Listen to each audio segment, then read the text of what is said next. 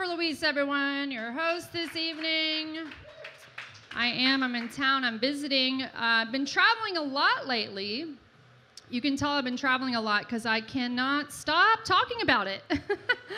Everyone's like, we don't care. Okay. I went to Costa Rica. Anybody been to Costa Rica?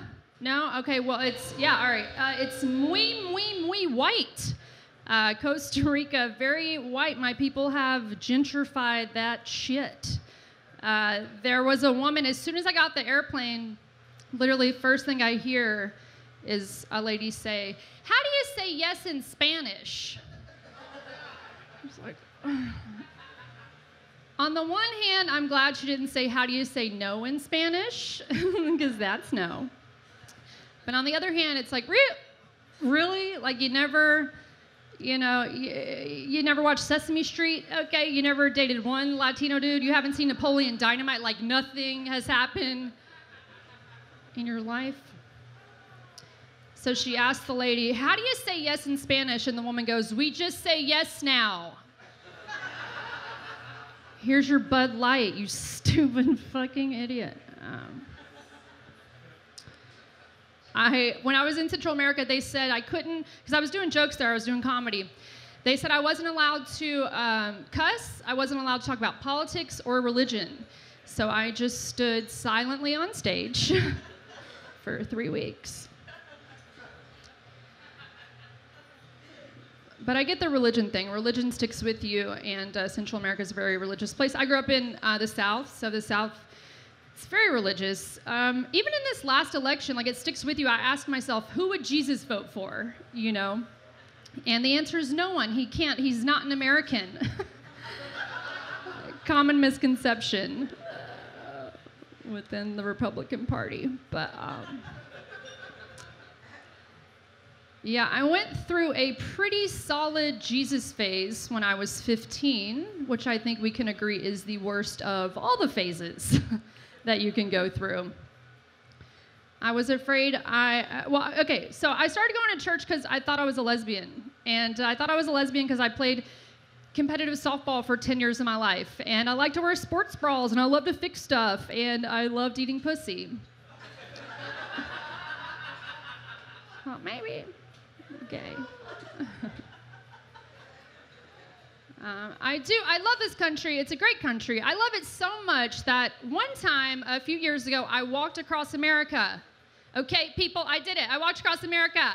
Thank you, thank you, thank you. I work at a pizza shop. I walked across America. I was like, who knows what might happen?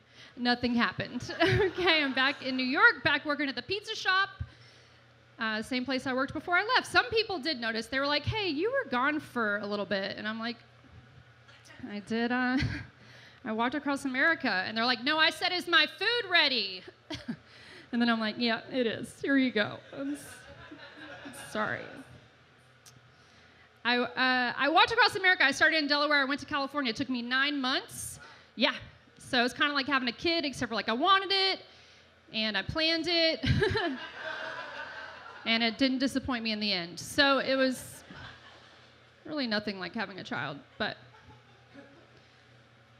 people were very scared for me, obviously. They were like, "What? Women walking? We do it. Sometimes we do it alone," which is really crazy. And they were very worried about me. And I get it. I mean, did you guys hear about all those people that died everywhere all the time? We're all dying. So I was like, fuck it. I'll walk across America.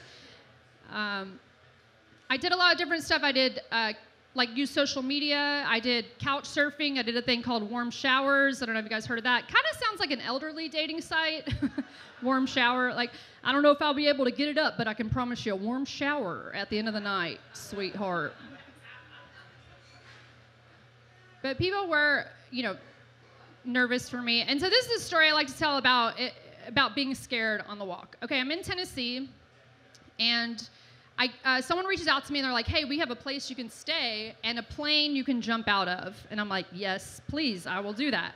So I make it to this guy's house, and basically he's gonna take me skydiving. And he was great. I get there, I settle in, we start driving, and he was like, "Before we go, I need to head over to my brother's house." I'm like, sure, let's do that. So we start driving up this mountain, and I realize that I have no cell service at this point, and I don't really know this person, and I have no idea where we're going. And I kind of felt like, okay, this will probably be the beginning of my Lifetime movie. You know, it'll start here with the death scene, and then they'll work their way back.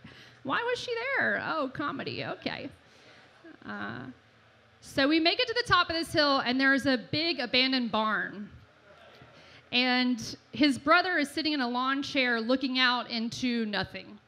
He's seeing something, okay, but nothing's there. Do you know what I'm saying? Drugs, all right? This story's about drugs. So the brother's like, did you check out the barn? I was like, did not have a chance to check out the barn yet. Let's do it. It's 2 against 1 at this point, okay? I'm dead either way. Let's check out the barn. Well, we go in, there's big barrels. They're distilling moonshine. Like, this is great. I would love to be drunk when I die. Can I please have some of that? So I have some moonshine. They take me back to another room where there's a large round bed, like the kind of large round bed that you don't want to see when you're a woman alone in a barn with people, like the kind of round bed that I've only seen in like a 70s porno. Like the whole time I'm just like, how did you even get this in here? Like, where did this come from? And then a third man emerges. He's a friend of theirs, and he gives me this book, and it's full of dragons that he wants me to look at, that he's been drawing for what appears to be decades, okay? A lot of dragons. So I'm just flipping through this book and sipping my moonshine, and then the guy I'm with goes and opens up a safe and pulls out a bunch of cocaine and starts weighing it out in front of me. And he says, I don't know why, I just trust you. And yeah. And now I tell this story on stage, so clearly he's a very poor judge of character. His name, you can find him on my Facebook page. He's from Tennessee. So he starts weighing on this cocaine, and I'm in the South, okay? I'm not gonna be rude. You do a little coke, all right, you don't die, you do a little more. So we do a couple lines of this coke. And then he just puts it back up, and he's like, all right, let's go skydiving.